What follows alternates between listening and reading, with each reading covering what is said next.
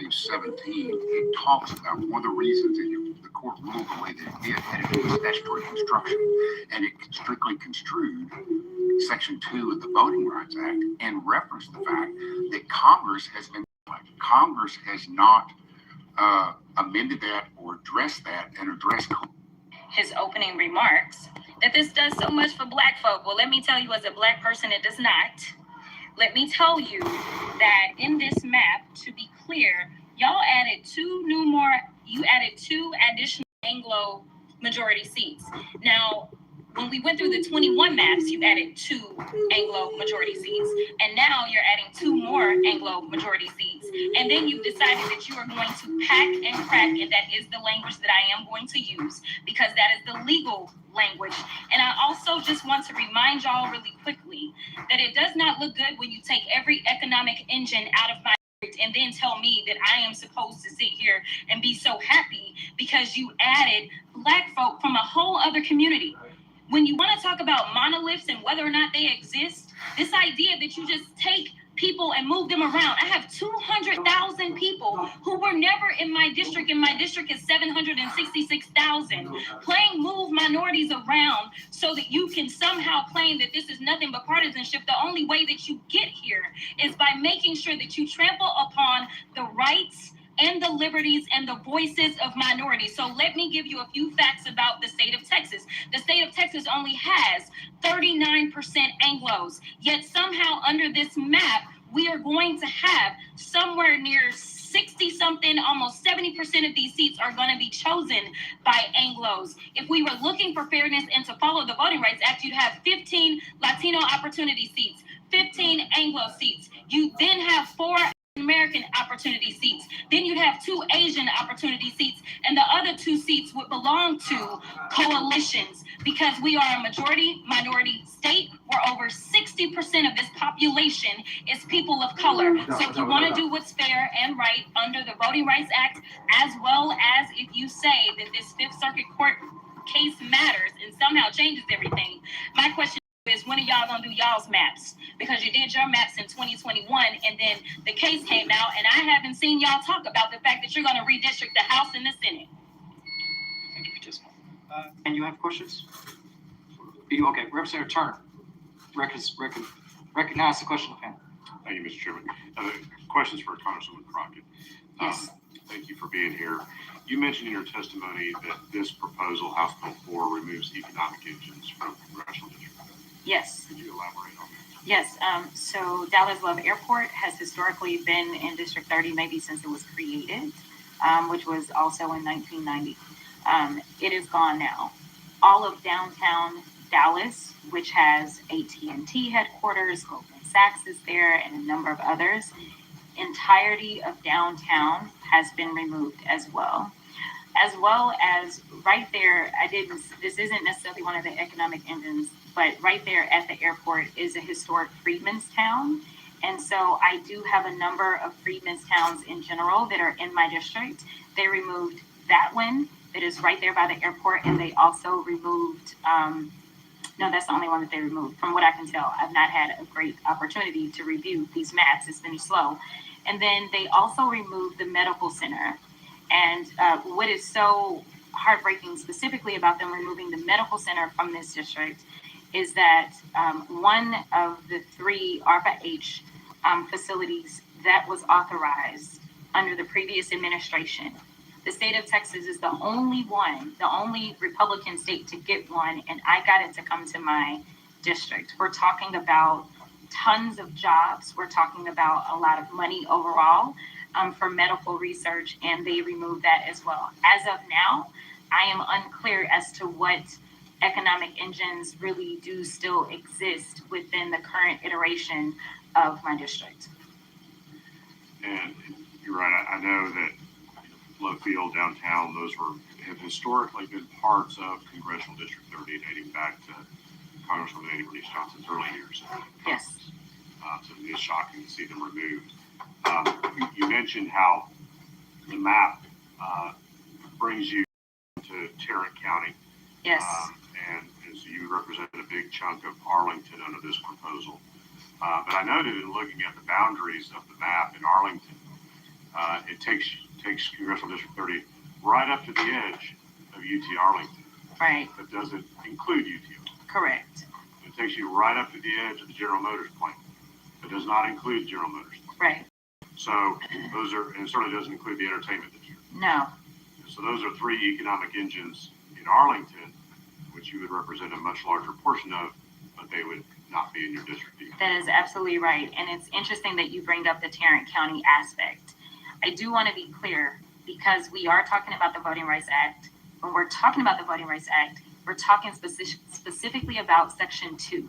Section 2 is about race. So we will continue to mention race because that is the law. Section 2 and the Voting Rights Act overall was codified to basically further explain the 15th Amendment of the Constitution, which again was about race. So that's why we're talking about it. So when you look at Dallas County and the way that they have sliced it up, Dallas County is one of the most diverse counties in the entire state of Texas. But unfortunately, what they've done is they've taken those minority communities and they've separated them out. They've either divided them into random districts that have nothing to do with the things that they need. They're not communities of common interest, or they've packed them into districts. And now they're claiming, oh, we created a new something for you, so be happy. And it's not true. So when it comes to Tarrant County, unfortunately, Congressional District 33 was pretty much anchored in Tarrant County. All of those historic Black areas, Stop 6 and others, they now are supposedly going to be represented by somebody who's probably never ever gonna walk those streets. I just want to be honest about that. And so the Tarrant County portion, in my opinion, it is being failed right now, because what it should be is it should be either majority in Tarrant County or linked with other people in Tarrant County that are more communities of interest, or there should just be a wholly contained Tarrant County district, and they could absolutely do that, and they're choosing not to. And my view of the Tarrant County portion of the map is that, somebody can agree with this, the minority voting strength in Tarrant County is greatly diminished through classic cracking in the case of CD 33 and packing in the case of CD 30. Absolutely. That's absolutely. They used CD 30 to pack it up with minorities that they felt like maybe wouldn't go along with the white supremacist agenda, but yes. And the previous comment, I think, from the bill author, maybe in response.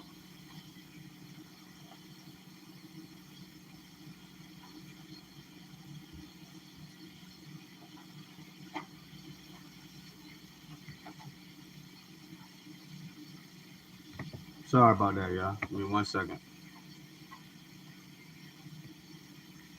As members of Congress to confirm our addresses. I don't know how many of us actually still reside in the districts that we represent. I do not currently reside in my district based upon the plan that has been drawn, which is another red flag, in addition to courts consistently looking at how many people have been moved. And when we do the math, our districts are approximately 766,000. Devon, you can get off my page with your ignorance. You're the problem in this country. You're the problem in this country. Because you Tarrant County and all your peers 50,000 in the current iteration are the problem. I'm going to have 250,000 people from Tarrant County. You can get off my page with your ignorance. I didn't know. Devon The 777. Texas Legislative Council asked you recently for your home address. Prior to the testimony actually beginning, the public testimony that took place, they asked us to certify that our addresses were still correct, as well as the census tract. And we confirmed that, and we emailed back, and I got confirmation that they received it. Yet I know I was removed from my district. I know Mark Vesey was removed from his district. I know Julie Johnson's not in her district, and Joaquin is not in his. So listen, they took all of us out. They basically left the numbers somewhere else and removed us, is all I know, which is yet another thing that the courts will look at. I will be clear that I have every intention of going to court as soon as possible to get an emergency action done, because I do feel as if there is a violation right now, if this map passes, of the Voting Rights Act for so many reasons. Thank you very much, Congresswoman. Mr. Chairman, can I ask the Chairman and the bill author if the committee or legislative council requested to verify home address information for members of Congress, and that information was received, why was that information disregarded and members of Congress, particularly minority members of Congress representing majority minority districts, were seemingly intentionally drawn out of their districts? Chair's not advised or aware of that, so we'll understood and we'll look into it. Would the bill author be able to address that? Bill author's not currently at this. I mean, you can ask him at close. Yeah, but I don't know. I'd be curious because if it's legislative council. I don't know what legislative council receives or not. I'd be curious to know if the law firm Butler Snow that ostensibly drew the map had that information and they just choose to disregard it. Understood. Let's see. Going back to Mr. Stockman real quick before we go to our next question. Whenever we change you to register on behalf of yourself as well, we need to list your occupation. Would you mind telling me your occupation that we could list on your registration? I'm retired. Retired. Okay. Yes. And we have your permission to put that on your registration? Yes. All right. All right. Thank you very much. Next questioner, we had Representative Spiller. Let's recognize the question. For Congressman Crockett, if you don't mind, thank you for being here today. You referenced in your testimony a few things about Voting Rights Act, Section 2 in particular. You talked about the Petaway case, talked about coalition districts, the subject of the Petaway case, and you sound like you're pretty involved in litigation relating to redistricting. Have you, you're an attorney, have you read the Petaway case? I have not read the Petaway case, but I am familiar-ish with it. Okay. You understand it. I mean, you don't dispute that it's the law currently in the state of Texas. I won't dispute that the Fifth Circuit has entered the decision. I will dispute that the Supreme Court has affirmed that decision. And I also want to say that I was present while the bill author talked about his interpretation of Petaway, and I disagree with his interpretation. In fact, he basically said this means that we can tear apart coalition districts, and that's not what it said. The Petaway decision stands for the position that you don't necessarily have to create new districts that are coalition districts, but not that the current coalition districts should not enter under the Voting Rights Act. And what we're seeing here is that you are intentionally destroying coalition districts because of a misinterpretation of a Fifth Circuit Court opinion that, in my opinion, is also going to lead, because of the amount of minorities that we've talked about that have been around, because the Voting Rights Act itself stands for minorities having a voice, and we are in a majority minority state. I think that just like every single time Texas has gone to court, they have lost for being intentionally racially discriminatory. I believe that there will be no difference this time. You will be intentionally racially discriminatory. I will tell you that this administration could care less. This administration just doesn't want to check, especially if it means people that are loud and proud like me have the ability to do a check on this administration for their last 2 years. And that's your analysis of the opinion that you've not yet read. Correct. I've not read the opinion, but I've definitely read summaries of it. When you do read the opinion, which I would encourage you to do, if you'll look to page 17, it talks about one of the reasons that the court ruled the way that it did had to do with statutory construction. And it strictly construed Section 2 of the Voting Rights Act and referenced the fact that Congress has been silent. Congress has not amended that or addressed that and addressed coalition districts under Section 2 of the Voting Rights Act.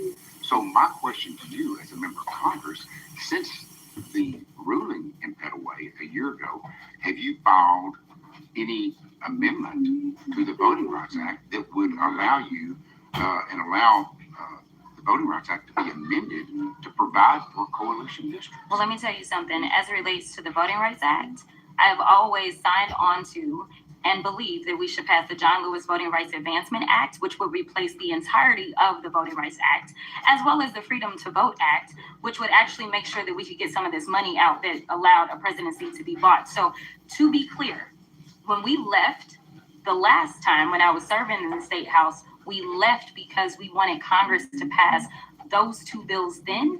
And since I've been a member of Congress, I have signed on. So do I have a fix? Absolutely. We need to pass the John Lewis Voting Rights Act, Advancement Act, and you know who doesn't want to sign on? People from your party.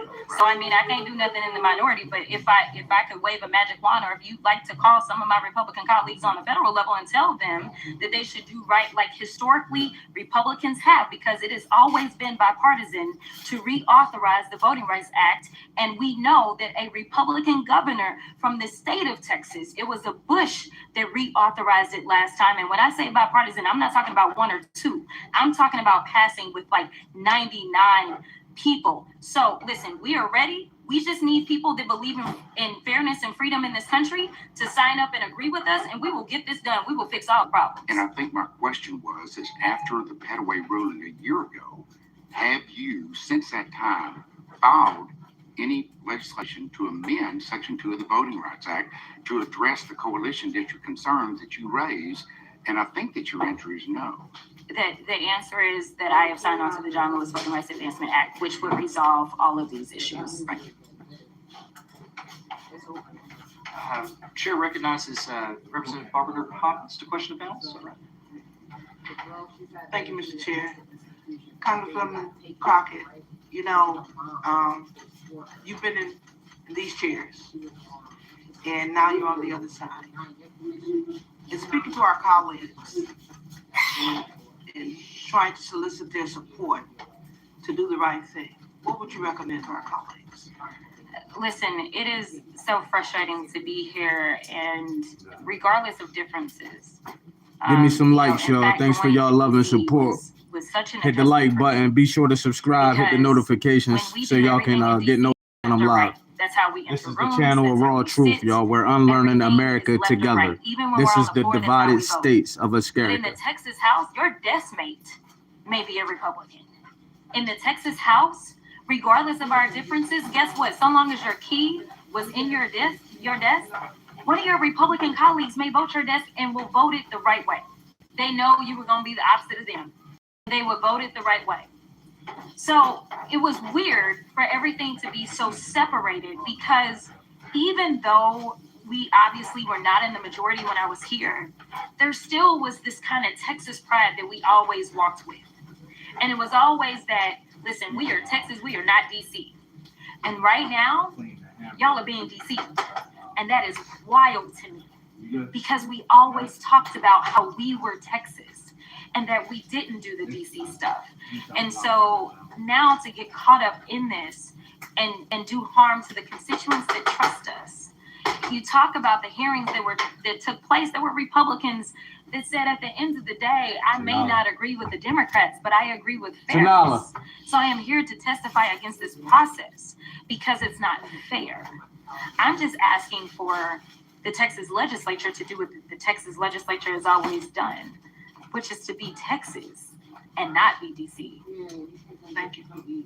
Y'all hit the like button, please. I appreciate y'all love and support. Get the likes up. Be sure to subscribe. Hit the notification. Thank you so much for being here and sharing your thoughts on the map. I hear you. I understand. But you did mention something in your testimony that I think is worth drawing out a little bit on. You mentioned previously the two Anglo seats from before. Yes. Who are currently in those seats? One of them is Lloyd Doggett, and the other one is Wesley Hunt. And does that mean one is a Democrat seat and one is a Republican seat? Correct. Okay. So the Democrat seat elected a white man. Yes. And the Republican seat elected a black man. Yes. Okay. And then so today you're concerned about the new Anglo seats, and the assumption that you're making is that it's going to lead to more Anglo representation. It is. Okay. Because so to be clear, because I may have not been clear, These seats are not about who gets elected. They're about who gets to choose who's elected. And so, you know, my district, while it is an African American opportunity seat, it is an opportunity for African Americans to choose their representation. But they don't have to elect a Black person. We have a similar seat in Memphis, Tennessee, that historically was always represented by the Ford family. Harold Ford Sr. and Harold Ford Jr. had it, but now it is a white man that is representing that Black seat. So it's not about the faces of the seat. It's about who gets to choose who's in the seat. And that doesn't mean that they're going to choose their own race. As you see, 2 Anglo majority seats, one went for a white candidate, one went for a Black candidate. It's not about us as candidates. It's about the people that get to do the choosing. Well, I would argue that based on the testimony that we've heard over the last week or so, it's both. We're hearing racism all over the place. We're hearing, you know, people want to choose people who look like them, which apparently has been happening. And I just wanted to make it clear that, you know, something that has not been said yet is that there are minority Republicans. I mean, there is a Black and Hispanic Republican on the dais. And so I just don't think it's fair to just assume that the Anglo districts are going to lead to more Anglo representation. Those were your words, so I'm just... I apologize if that is how it was interpreted, but my clarification is that when we're talking about the law and the Voting Rights Act, it's never been based upon who it is that gets elected. It's based upon who it is that gets to choose who is elected. And unfortunately, adding 2 more Anglo seats in a state that added, if we're going on the census that came out in 2021, there were only 180,000 new Anglos to this state. So the idea... Hit the like button, please. Get the likes up, y'all. Black, brown, and Asian, 95% be sure to subscribe. Of what hit the allowed notification. The Thanks for your support. Seats and basically use their bodies for the benefit of making sure that a shrinking majority continue to hold on to power is wild. Because when we look at the numbers, this is just to clarify. In the last 3 censuses, in 2000, Anglos were 52.43% of the state of Texas. In 2010, Anglos were 45.33% of the state of Texas. In 2020, Anglos ended up being found to be 39.75%. At the same time that Anglo percentages were going down, somehow their seats and their ability to elect more representation to DC goes up at the same time that Latinos back in 2000, 31.99% of the state. Then it went to 37.62 in 2010, and then it went to 39.26 in 2020. Yet somehow they still don't have the ability to elect representatives of their choice, whoever they elect. It may be, you know what, we can talk about Lloyd Doggett. Lloyd Doggett, for the longest, was representing a seat that was a Latino opportunity seat. They chose Lloyd Doggett. That's fine. We just want people of color to be able to choose their representation so that we can comply with the Voting Rights Act as well as the 15th Amendment of the Constitution. That is it. And who they decide to elect is who they decide to elect. And in addition to this state being in trouble in previous court litigation, they have found that when this state legislature has said, oh, well, we'll add these minorities over here. Well, again, when you start shifting people around, they found historically, I want to say it was around the 2010 redistricting, that what Texas did is they decided to add basically low propensity Latinos in one of the districts. So that again, that district would not be Latinos being able to elect their representation because they took people that they knew had a low propensity to show up. And so on that note, with these new lines, political performance was taken in consideration. That is what we've heard from the bill author, yes. And in previous hearings, I mentioned specifically that in the state of Texas, President Trump did win a majority of the Hispanic voters in the state.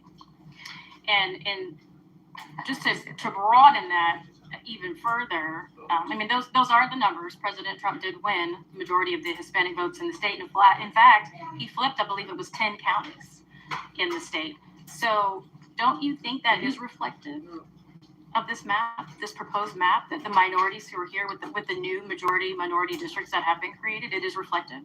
No, Representative, I don't. Again, it's just based upon, I mean, this is just pure math. Like, I'm not trying to pick who is going to vote for who, because as it was stated earlier, the idea that anybody is a monolith is wild anyway, right? Because first of all, Latinos down at the border, they are not black folk in Houston that will argue that they're not the same as Dallas black people, right? So it's an ongoing thing, but nevertheless, what I will say is that is why you shouldn't just be grabbing up people from wherever and saying, oh, well, they all the same race. It is bigger than that. It is trying to make sure, and you brought up compactness earlier. And so compactness is one of those things that you consider as well, because again, it is different. When you look at a state the size of Texas, you know how many states you can fit in our state, right? So thinking about it in that way, a reflective map would look like the fact that only 39% of this is Anglo. So how in the heck do we have 60% of the seats that go to DC are going to be decided by Anglos? That's the math that doesn't work. We need to flip the numbers so that people of color, no matter who they vote for, if they decide they're voting for Trump, and you're right, because of the 13 democratically elected seats in the state of Texas, one of those seats was a majority white seat. That's it. Everybody else, it was people of color that sent us to DC. But when we look at the Republicans, of the 25 seats, 23 of those seats are Anglo majority seats. 2 of those seats, Latinos are the ones that chose. And I don't have a beef with that. Like, that's who they elected, and that is perfectly fine. So they have 2 Anglo seats that are Republican. 2 Latino opportunity seats that elected Republicans. That is perfectly fine. People vote for who they vote for. Be sure to subscribe, y'all. Hit the like button. Let's get the likes up. We're unlearning America together. The divided states of America. I mean, the bill author mentioned that there's some district that went Hit up the to notification so y'all can know when I'm live. This is the channel of raw truth. You don't need almost 80% Latinos for that district to perform as a Latino opportunity seat. And so you don't agree with the new minority Hispanic seats? Because I don't agree with this map. Okay, thank you. Thanks.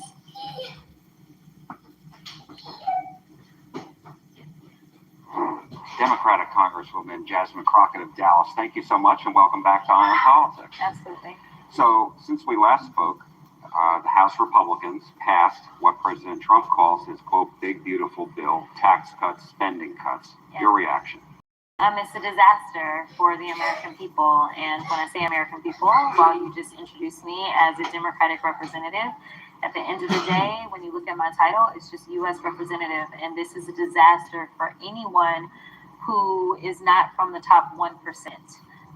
They decided that they would throw a few crumbs in there to make people believe that they were doing something great for them as it relates to the tax side of this reconciliation bill, the kind of idea of no tax on tips and things like that. It's more so a game. The reality is that we are looking at approximately 14 million people that may lose their health care. And last time I checked, most people that are struggling with health care, whether they have it or don't, those bills are usually a little bit bigger than the average tax bill, that is for sure. Or those people that are relying on things such as SNAP benefits. The amount of people that are going to go hungry, unfortunately, we have a hunger issue in this country in the first place.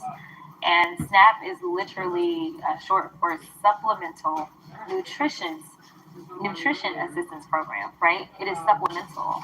And the way that the federal government sees that is that $6 a day is enough to supplement you per person. And we know in reality that it's not. So the idea that you would go through and you would like gut critical things that literally people rely on to live.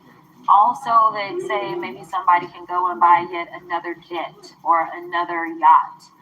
It just doesn't seem right because it isn't right. This is literally a reverse Robin Hood of literally stealing from those that need resources the most and giving it to those that are rich. So I've heard Republicans say that all the Democrats who voted against this voted to raise everybody's taxes. What do you say to that? I say it's a lie. It's a game. Here's the deal. You had every Democrat locked up recognizing that this was going to inflict harm. And so they voted against it. And we know that this was just about taking care of the billionaires. It's a billionaire tax scam. But you also had Republicans that didn't vote for it in the House. You had 2 Republicans that decided to vote with the Democrats. And then you had another Republican that, in my opinion, most likely they got to and said, just don't take the bill, right? And so that Republican voted present. So you still had 3 Republicans that didn't vote for the bill. Now, mind you, they have a 3-party, and unfortunately, we've lost 3 colleagues. So that's 6 people, right? That literally they got freebies on. Not to mention, you had 2 people that missed the vote on the Republican side completely.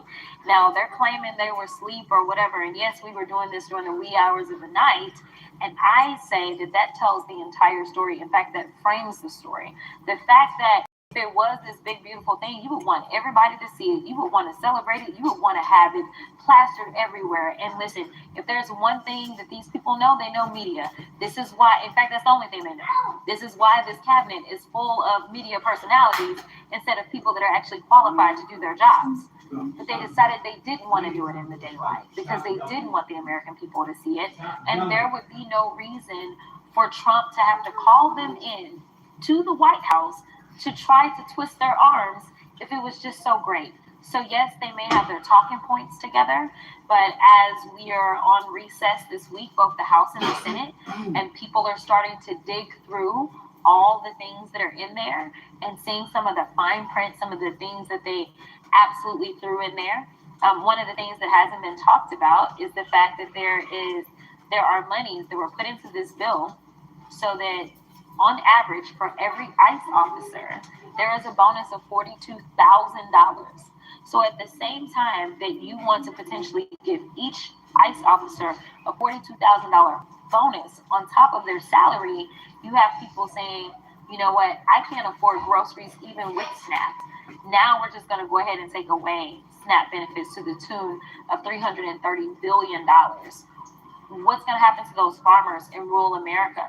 The ones that were trying to plant and plan for people to go out and buy this food. The money doesn't just somehow magically appear because you removed it out of the ecosystem. I want to ask you about Medicaid cuts because I've asked Republican members of Congress a lot about this. And what they tell me is the growth of the program was just getting out of control.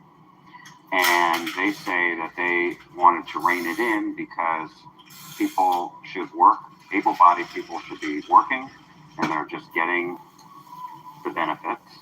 And they want to focus more on pregnant women, low income, and disabled. So what do you say to that? I say that they are really good at spinning it. I'm going to diverge for just a second. All right. The last time we talked, you asked me about Medicaid, Medicare, Social Security. You asked me about SNAP. You asked me about these things. Absolutely. And you told me that they said that the Democrats were not telling the truth. Well, here we are. And at least the House version of the bill has these cuts, and now they're having to talk about it. So I say, just go and look at their record for telling the truth or not. They lied before, they're lying now, okay? So They what said they're that saying is not true. it is not true. What it is they have decided that they need to somehow figure out how they are going to bring in some of the spending. And I say it that way, and the reason that I hesitate is because of this. You dealt with 3 main committees in this bill. Let me just break it down that way. There's a lot of other we all went through our markups, but there's 3 main committees. You dealt with Ways and Means, that deals with all the taxation, which also is our income. That's where we get our money from, right? So your income tax rate is determined that way. That's how we know how much money we're going to have coming in, okay? Then they dealt with the Agriculture Committee, which is where the SNAP benefits ended up being depleted. And then they dealt with Energy and Commerce, which is where they dealt with the Medicaid. And they kept saying they lied. And it was like, no, in the House resolution budget, or the House budget resolution that was passed when y'all were saying it, like, the only place you could get the cuts is if you went to Medicaid. they lied and said they're not going to Medicaid. They went to Medicaid, right? And the thing is, they're trying to use that to justify the tax cuts that they have been for the ultra wealthy. But here's the problem, Jack. They still got to raise the debt ceiling because it's not a one-to-one. So just imagine that you make $100,000 a year, right? And you're saying, you know what? I'm going to reduce my income. I don't want to make $100,000 anymore. Let's drop this down to $50,000 a year. But my bills, right? My bills were set out and they actually probably were still going over that $100,000 a year, right? But now it's like, well, I got to cut it down so it's not so bad. So they decide, you know what? We're going to go ahead and cut down some of our bills, which is what they did. And one of our largest bills is Medicaid. That is absolutely true. They decided, let us just go ahead and take an axe to Medicaid, okay? So they did that, but here's the problem. They still have bills that are over the $50,000. So they just didn't want to make it seem like it was that bad. So really true fiscal conservative Republicans are like, I can't vote for this because you still want to raise the debt ceiling $5 trillion. So here's the deal. You ended up cutting everybody off their health care. You're cutting people off of access to food. And at the end of the day, you still don't have anything to show for it because you still are like, wait a minute, let's raise the debt ceiling. So why is it that we're inflicting all this harm? If we're going to raise the debt ceiling anyway, go ahead and let people have health care. But they don't want to do that. And so if they really wanted to be serious about this, we will be having conversations about defense and defense spending. And we will talk about the fact that they are now trying to raise the spending in defense to $1 trillion. Every single budget, we are constantly pushing up the numbers for defense. But you know who can't pass a clean audit? Defense. They have failed the last 7 audits that they've had. Now, you tell me, if I keep failing audits and I go to the bank and say, I need more and more and more, do you think they're going to give it to me? They're not. But that's exactly what they're doing. And you can go and find more and more of the big dollar items, right? Like right now, they've decided to go after something. They went after the penny candy, right? $6 per person for SNAP benefits. Instead of going after that fancy dress that you would go get from Neiman Marcus. That is what they have decided. So they're like, well, let's get all the pennies together and let's cut a whole bunch of people. When you could just say, you know what? You don't get this fancy dress over here. That's what they should do, and that's what defense is. I was just going to ask you, but this is the first time defense spending has actually gone up. It went up for sure. One of the things that we dealt with when we were trying to get the debt ceiling raised before under Biden, but Republicans controlled the House, is in that negotiation, when we were dealing with the debt ceiling, they decided to deal with the budget itself in that moment, which was really conflating the two issues because they were separate. And one of the agreements was we will raise the debt ceiling so long as you raise defense spending, which his budget proposal actually raised it as well. Not as aggressively, for sure. And there was a provision if we didn't meet certain timelines, that there would be these little cuts.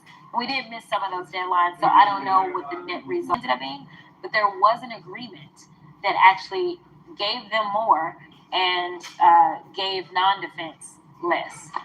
How concerned are you that President Trump has, or the White House has said, rescission cuts are coming? In other words, taking spending that Congress already approved previously in previous terms, i.e. the Clean Energy Inflation Reduction Act monies, they're going to rescind those. They want to take that money back to help pay for presumably the tax cuts. Your thoughts on that?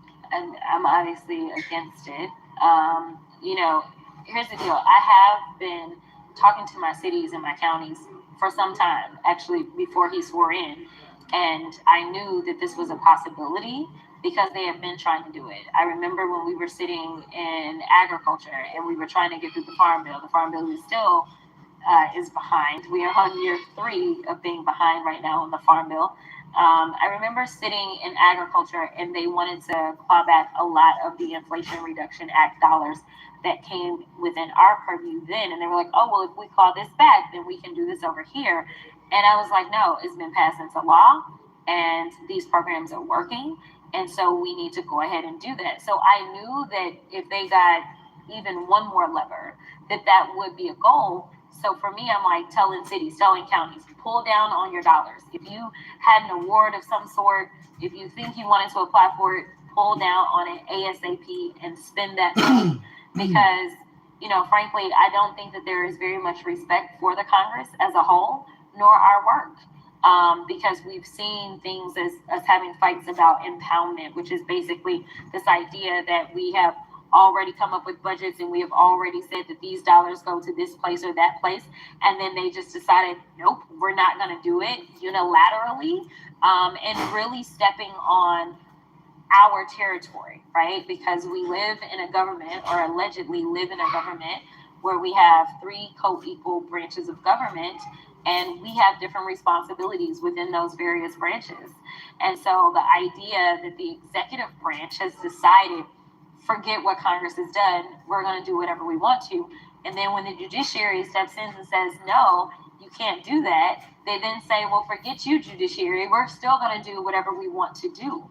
People should be concerned, regardless of your political affiliation, that we have an executor and an executive branch that has decided that somehow it reigns supreme to the other two branches of government, whether we're talking about spending or whether we're talking about court orders. It is a problem. And this isn't about whether or not you agree. This is about whether or not you agree that we live in a democracy where we have three co-equal branches of government, and therefore, even when I disagree with the president, I have to respect the actions that he is allowed to take via the Constitution. And unfortunately, we're not getting that same respect in the other branches of government. But if Congress comes back and decides, the Republicans decide as a bloc, yeah, we're going to rescind that, we're going to take that away, that's still legit? Well, I mean, if they decide that they are going to do it and they go through the proper channels, then yeah, it would be legit. I mean, because that's like any other law, right? You can at any point in time overturn any law that you want to if you go through the process. The biggest issue that we've had thus far with this administration is that they don't like processes and they don't want to go through processes. And I don't believe that he necessarily has the votes to overturn some of this legislation. You recently criticized the long wait times at the Dallas VA. Yeah. And then the VA secretary, Doug Collins, replied to you on X and said what you said wasn't true. So talk to us about this. Yeah, well, he can just go ahead and give me the receipts if that's the case. All I can do is make sure that I am a voice for the people of my district. And if I'm getting phone calls, then I'm going to investigate because that's my job. And as the VA secretary, then his job is to reply to the fact that I actually sent formal investigatory requests, and he needs to answer. I will tell you that if we just decide that we are going to evaluate based on what's on social media, I can tell you that I never anticipated that the Shade Room would pick up on this, but they did. And there were stories, not only from my district, because there were people that were saying thank you to my congresswoman because this has been an issue for me and my loved one at the Dallas VA. But there were people from all over the country that talked about surgeries that have been canceled, and they have been canceled because they said that they did not have adequate personnel. So my deal is, if that's the truth, then prove me wrong. I am here for it. But I will tell you that as a trained litigator, I usually don't ask questions that I don't already have the answer to. So if he's got receipts, I'd love to see him. President Trump himself on another network criticized you and called you a low IQ individual. What was your reaction to that? And what do you say to that? He's such a loser. You know, and I say that and I'm laughing, but I really do believe that he's a loser. Because I truly, number one, can't imagine being the president of the United States, which arguably historically has been the most powerful country in the world. And I'm worried about a rising sophomore in Congress. Like, I can't really see me taking up that much airtime or space on that person. And listen, whenever people start to attack you based on things that are not of substance, that's when you know that you're really getting under their skin and there is nothing to attack. Because if he really had something of substance to say, then he would say, you know what, this congresswoman has filed for this bill or done this or done that. And so she has no idea what she's doing. He can't say that. Anytime that he decides that he wants to lodge an attack against me, it's something like low IQ and actually he has a really hard time.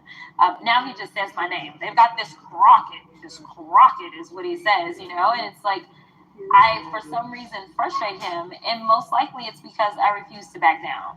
You know, I am going to call him out at every chance that I get for anything that he is doing that is not only harming my constituents, but harming a lot of the constituents of the Republicans that are going along with this agenda. And I think that it is incumbent upon me to make sure that I can educate people and make sure that they understand that the pain that you are feeling, the pain that's being inflicted, is being inflicted by him and his administration, and that is the reason you're feeling it. I don't want anybody to get confused and believe that Joe Biden has anything to do with the pain that they are feeling, whether it means that they won't have health care, that ain't got nothing to do with Joe Biden, whether it means that you are struggling to find a job because literally, I think just recently a report came out saying that for the first time in maybe 3 years that we actually shrunk. I think our economy is actually starting to shrink instead of growing. If people are complaining because we are entering, as some would argue, that we are in a recession already, I need them to understand that it's due to his incompetence. And when he wants to take an IQ test and challenge me, I am down. Let me ask you, Congressman Connolly, who was the ranking member on House Oversight Committee on which you sit on, you know, obviously he recently passed away. And a lot of people are wondering if you are going to run for ranking member, or do you have your sights set on higher office here in Texas? I am running for a ranker, for sure. Oh, you are? I am running. We are working on pulling it all together, but most likely either next week or before my colleagues get back, they will have what we call a Dear Colleague, which is a letter that they will all receive laying out why it is that I believe I am the best candidate for this moment for this particular position. I had an opportunity, and I still currently serve as the vice ranker on this committee, being able to serve under Connolly as well as Jamie Raskin, and I still have an opportunity to serve under Jamie on Judiciary now. But I will tell you that as I was thinking through this, as you know, Representative Connolly had announced that he was going to step back, I thought about the fact that Elijah Cummings, who used to head the Oversight Committee prior to me joining Congress, recruited Jamie Raskin for oversight. And Jamie Raskin was a fearless leader last cycle for sure on oversight, and now he's on judiciary. But it was Jamie Raskin that recruited me to come to oversight. And I think that there is something special that, you know, some of these rankers have seen in people that they literally have recruited. Ultimately, Jerry Connolly was the one that asked me to run to be the vice ranker of the Oversight Committee. And I was unanimously elected by my colleagues on oversight to serve in that role. But when we think about where we are in this country, when we think about the level of lawlessness, corruption, unethical behavior that is taking place, I don't know that I can say that I believe that we would ever get to the point that we could actually impeach and convict him so that he's out of office, because clearly he's been through 2 impeachments and he should have been convicted and he didn't. And in fact, he ended up being reelected. I don't know that that's necessarily the way that we need to go. But I do believe that we should educate the American people about the violations that are taking place as it relates to emoluments clause as part of the Constitution and the other constitutional violations that he's engaging in, as well as I think that we need to do the investigations and discover what is going on. What was this crypto dinner about where people are wearing masks and don't even want to be seen going in there? What's going on with the various pardons that are being given out after certain donors drop a lot of money into his pocket? What's going on with the fact that I think they said 40% of his wealth right now has actually accumulated since he's been in office? I mean, I'm not allowed to make any money at all. I mean, a book deal is quite complicated for me as a low member of one of 435 in the House, yet he is accumulating wealth and his family members, and he's putting them on trips and they're going out beforehand. And the next thing you know, like, there's all kinds of stuff going on with the Saudi government. There's all kinds of stuff that's going on with the Qataris. Like, what is happening? At a very minimum, we should be shining a light on what is taking place and let the American people for themselves see. And that is what the Oversight Committee can do.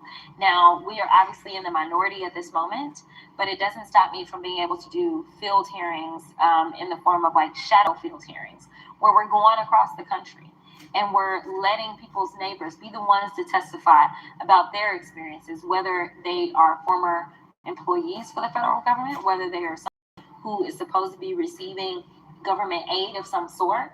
We need to make sure that people understand what's happening.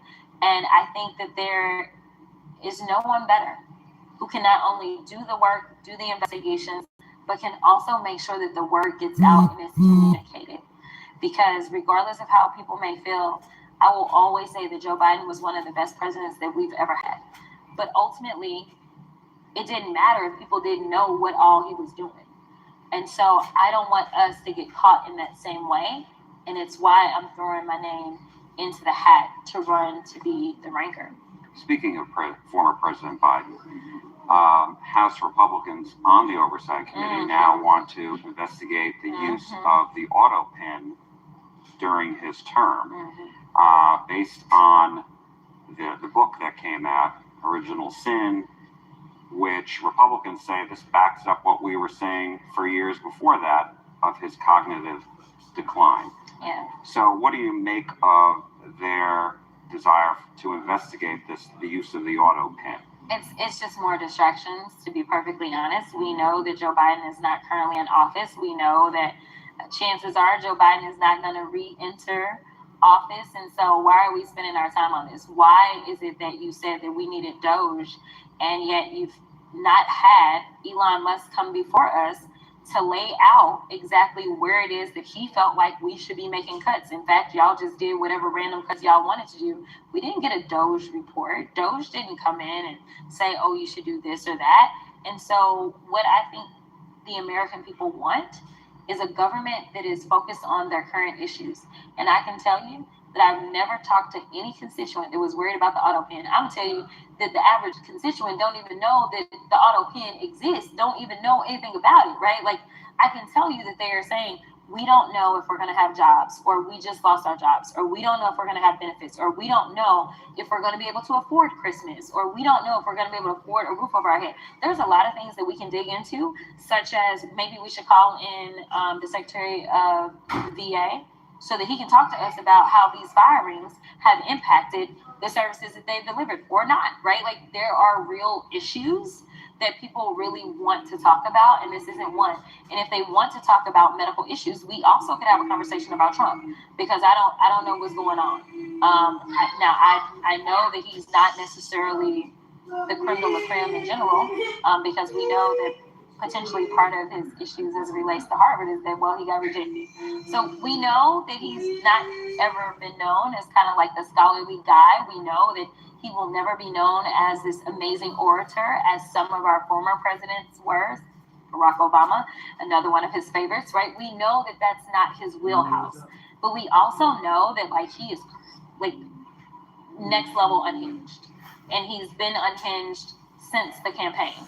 Like, the fact that people ignore the fact that he was constantly talking about the whales or the sharks, and He was talking about, I mean, the windmills. I don't know. I mean, just all over the place. And recently at West Point, decided to talk about trophy wives and decided to talk about his investigations. And then right after the crypto event, he couldn't read the words on the teleprompter. Like he did not know the words. He couldn't read it. I don't know what's going on. But like, if we want to talk about something, we need to talk about whether or not he really has the cognitive ability, because he is the current sitting president, and whether or not the 25th Amendment should apply is something that maybe we should be digging into. I got a lot of things we could do on oversight, and this just isn't one. Well, the Republicans on oversight have said they thought that Democrats lied and the White House lied to the American people about the former President Biden's, cognitive decline when people saw it for themselves on the screen, whatever. And so, what do you say to those who say the Democrats hurt themselves in that whole deal? I think we did hurt ourselves. I don't think it's for the reasons that you're laying out, but I do think we hurt ourselves, because what Democrats tend to do is Republicans know how to create an ecosystem of commentary, whether it's true or not, right? Because how long have we been talking about the whole Medicaid thing? Like, they will continue to readjust their message, but they are going to have a message. They are going to create an ecosystem of lies, right? And so there were Democrats that fell for it, and we became divided. And that is how it led to this kind of unprecedented moment of Joe Biden stepping down and Kamala Harris running. And so I think that people should have just stuck to their guns about what it is that they knew. Now, obviously, it's not like I've known Joe Biden my whole life, because I haven't. But I can tell you that I literally have had conversations with him, not once, not twice, probably not even 3 times, multiple times. And I never, ever felt like I saw anything that was decline. Now, would I be honest if I said that we don't all decline at some point? Like, there has to be a point, just because we're aging, that there is like a level of kind of fall off that we all have. I think that that's the natural part of aging. It's the same thing that happens with our bodies, right? Like, this is a whole body thing. Like, you're probably not running 10 miles anymore like you used to, right? So there is a natural, but does that mean that you're not qualified? Or does it mean that it is so detrimental that it's causing harm? Absolutely not. Because I can remember vividly, when all these stories started to kind of start up, and there was this interview, and actually it wasn't an interview, it was a press conference. It was a press conference, and it had to deal with foreign affairs. And, Joe Biden, anybody know anything about him, they know foreign affairs is like his wheelhouse. And he was so on point. Like, he understood, like, on a whole other level. And frankly, the rest of the world actually respected him. And it's not like, who the world is pissed off at? It wasn't Joe Biden. It's Donald Trump. When you have literally King Charles that's going off in Canada about Trump, when you have Canada, one of our close allies, that's going off about Trump, when you have Mexico, one of our close allies, that's going off about Trump. These are people that had an opportunity to interact with both. And let me tell you, no one claimed that he was unintelligent or that there was some level of decline to where he was unable to comprehend or unable to perform. That did not exist. And so the fact that we buy into these false narratives, the fact that we're even having this conversation when literally Joe Biden is not the president, and right now whatever harms that are going to be suffered by the American people have nothing to do with Joe Biden, because we didn't have to worry about the stock market crashing every other day when Joe Biden was in office. We didn't have to worry about whether or not people were going to have their Medicaid when Joe Biden was in office. We didn't have debates about whether or not people would have Social Security when Joe Biden was in office. So let me tell you, if Joe Biden was like mentally deficient in some way and he was still able to keep this sucker on the tracks, then give me a mentally deficient Joe Biden any given day over Donald Trump. Last question. You're still facing a censure vote in the House, unless that's gone away.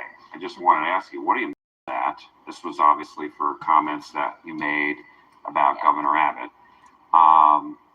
So talk to me a little bit about your level of concern, if at all. I don't have any concern. I forgot all about that. I will tell you that you are able to, first of all, I don't anticipate that anything's going to happen. I think it's forgotten. Yeah. Jasmine Crockett, always nice to see you. Thank you so much for your time.